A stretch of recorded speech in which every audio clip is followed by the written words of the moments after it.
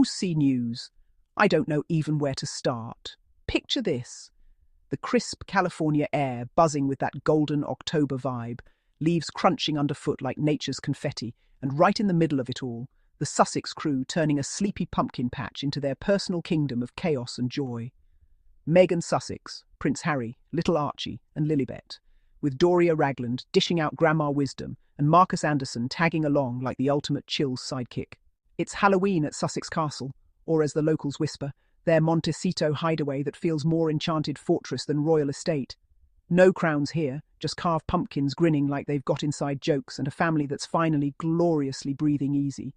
After all the drama, the spotlights that burned too hot, here they are, freer than ever, laughing louder, proving that real strength isn't about stiff upper lips, but about diving into the mud with your kids and not caring if your boots get wrecked.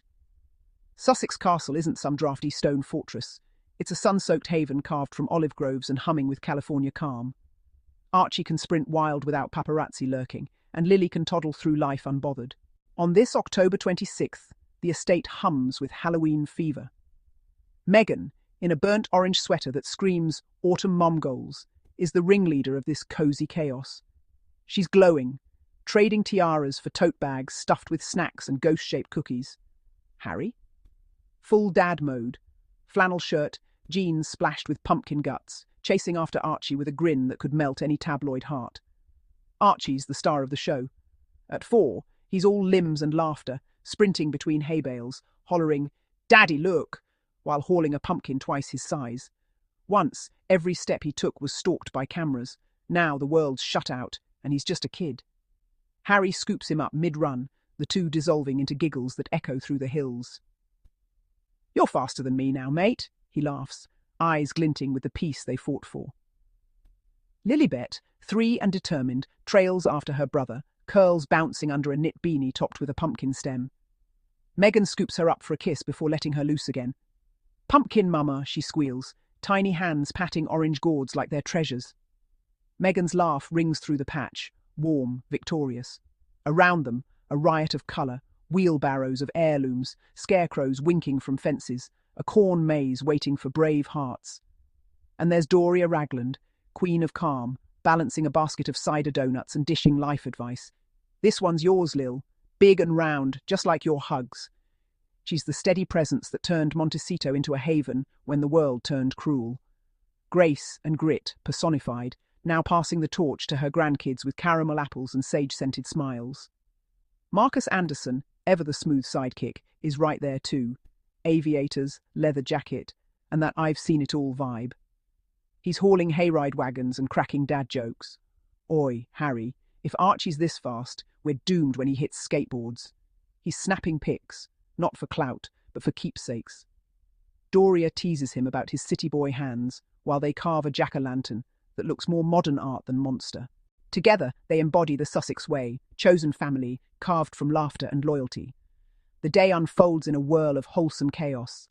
Hayrides rumble through lantern-lit trails, while Archie and Lily shriek at spooky skeletons that look more cuddly than creepy. Harry narrates like it's a Shakespearean epic, and lo, the great pumpkin beast appears. Meghan's beside him, hand in his, smiling that we made it smile. At the pumpkin patch proper, Archie rejects baby pumpkins with flair.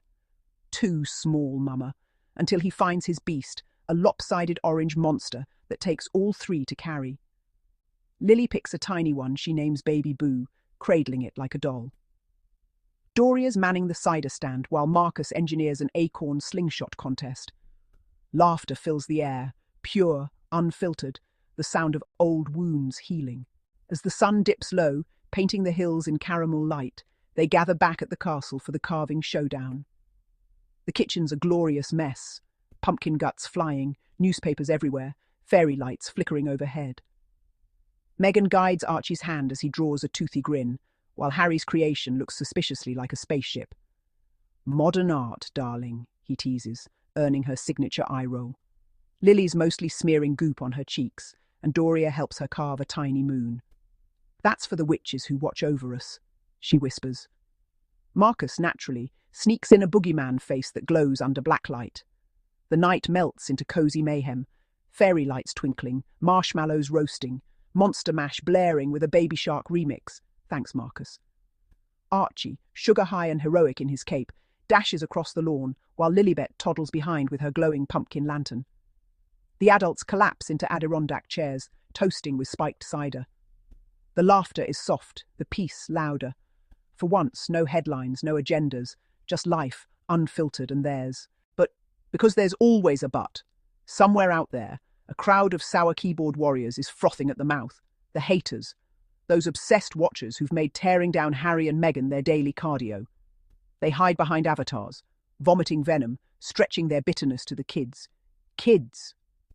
Archie and Lilibet, tiny souls who didn't ask for any of this. Why target them? Because it's easy, because punching down feels powerful when your own life's powerless.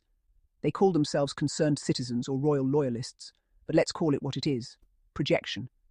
They see this family thriving, laughing, and it burns. Meghan Sussex, a biracial woman who shattered palace walls and built her own kingdom of calm, stands as everything they fear: change, agency, and joy that doesn't need permission. So they twist it, claim the Sussexes are attention seekers while dissecting their every move, cry privacy, while begging for pap shots of the kids. The hypocrisy's almost impressive. The kids represent what they lost: hope. Archie running free, triggering. Lilibet's laughter, unbearable to the joyless. These haters aren't protecting tradition, they're mourning control. But guess what? The world's moved on. And the Sussexes, they're proof that you can walk away from the noise and still win. Archie's growing up without fear. Lilibet's blooming without headlines dictating her story. They're the legacy of two parents who said no more and meant it. So yeah, let the haters stew in their pumpkin-spiced bitterness. The Sussexes are too busy making memories that matter. As night deepens, Sussex Castle glows, a beacon of laughter and light. The jack-o'-lanterns flicker like tiny bonfires of defiance, shadows dancing across olive trees. Archie leads the ghost parade, cape flapping, Lilibet following close behind with her pumpkin lantern swinging. Doria keeps rhythm with an upturned pot. Marcus adds eerie beats from his phone. Meghan and Harry watch from the sidelines, arms linked, the firelight catching that quiet pride in their eyes. This is what they fought for. The freedom to be messy, merry, and magnificently human. From chaste royals to rooted recluses, from palace whispers to California laughter, it's all come full circle. Sussex Castle isn't a fortress. It's a heartbeat, a sanctuary built not from walls, but from love and survival. Here's to the Sussexes, living louder, loving harder, and proving that sometimes the greatest rebellion is happiness. Happy Halloween, C News. You've earned every glowing grin.